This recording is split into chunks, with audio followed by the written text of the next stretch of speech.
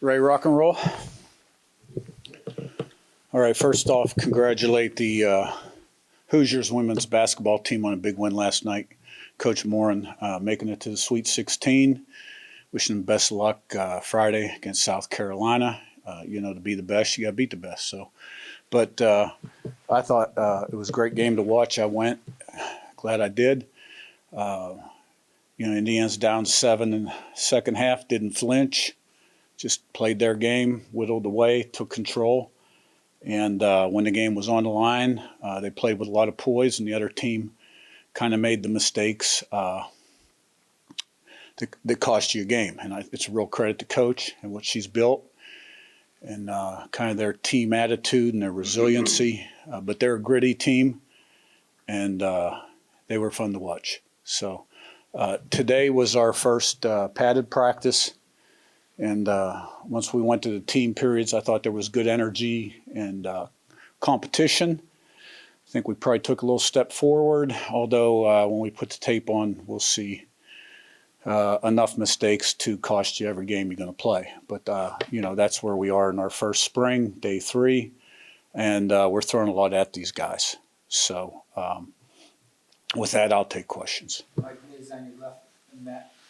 Yeah, the first thing that I know is how much do you kind of tweak the practice plan as you kind of go through spring, and has anything stood out notable, good or bad? Yeah. Well, we hit all the situations. 1 and 2 are pretty much the same. Tomorrow we'll work third and medium. We'll work all third down. The day after that, go to high red, low red, 2 minute, 1 minute, get the ball back, 2 minute, score zone.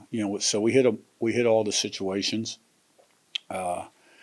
And the rep count can change depending on the injury report. You know what I mean? So we want to get the team through spring so we can get the reps, so we can improve, so we can put our offense, defense, special teams in, and guys can develop and get better. And we can assess who the players are, how best to utilize them, possibly utilize them, and what the needs are coming out of spring practice. Matt, on your right, Sam. Hey, Coach.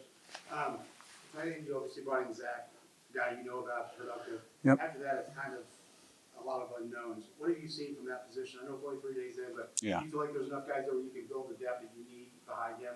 Well, I mean, I think it's too early to make an assessment on a lot of guys that we don't have a history with, and see how they develop through spring ball. We've got guys on the roster that have played and made some plays, and are experienced, smart guys, and great team guys too. So, we'll just see how the position develops. Sam and then Mason. Coach, spring practice is an opportunity for a lot of walk-on guys and with transfer portal. Who do you see taking advantage of that opportunity so far to catch coaches' eyes? Yeah. Well, I commend everybody on their effort up to this point. I think the whole team's trying really hard.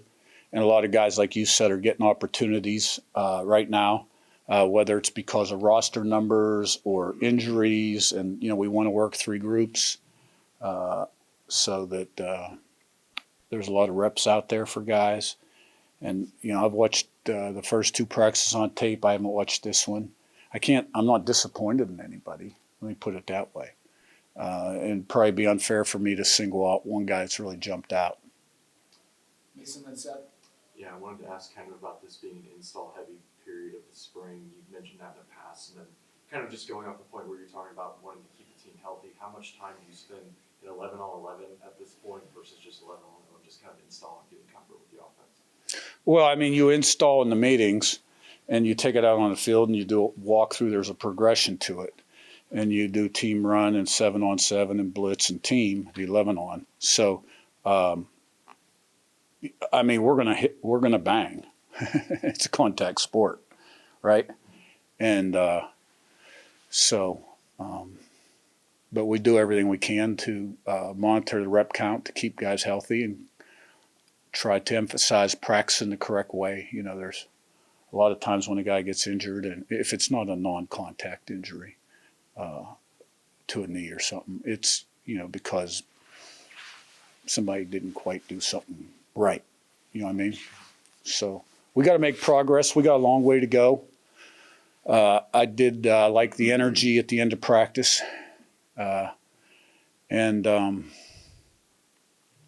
we'll get a little better every day. Seth and Jack. You talked about this a little last week with Kalon, but just coming in and obviously you're still, a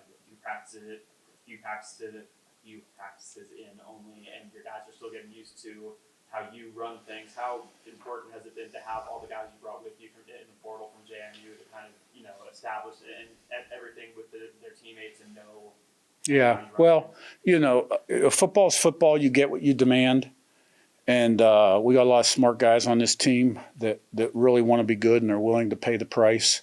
And what we're asking them to do in terms of effort and how we practice is not rocket science. These guys want to be good, okay, and I'm pleased with their effort up to this point. So I know what the JMU guys can do. Is there a little bit of an unknown of how they'll compete, in this setting? Some, but I got a pretty good idea already, to be honest with you.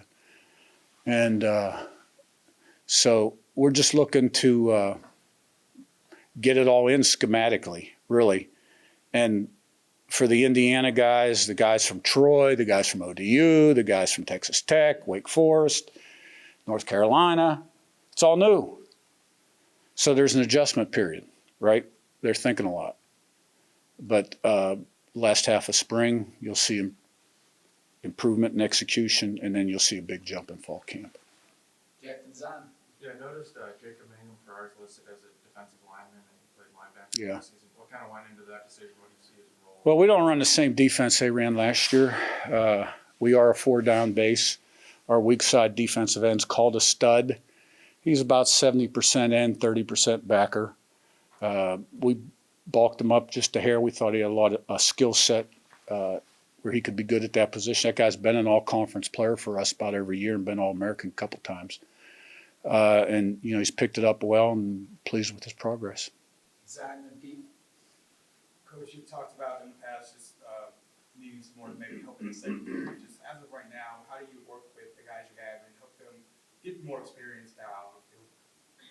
Well, we work with everybody the same way. We have standards and expectations, and we're not going to compromise and lower our standards, right? But the guys are doing everything they can to be the best they can be and improve right now.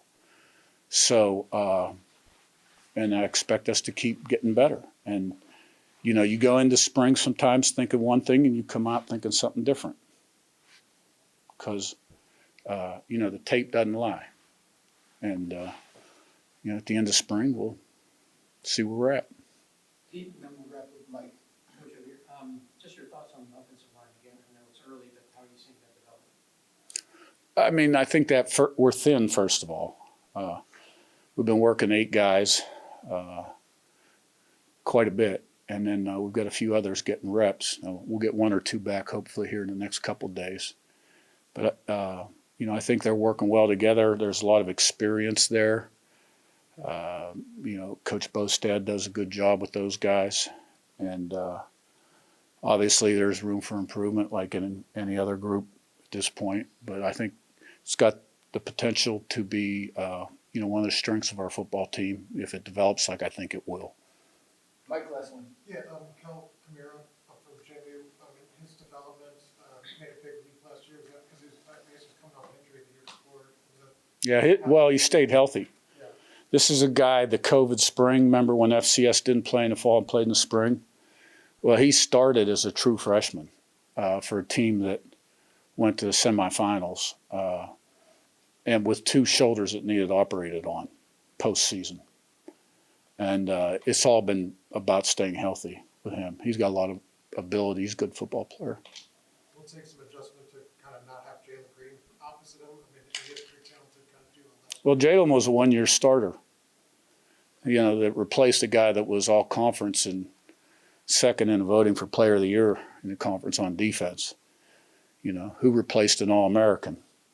So, they're used to having good players on the other side.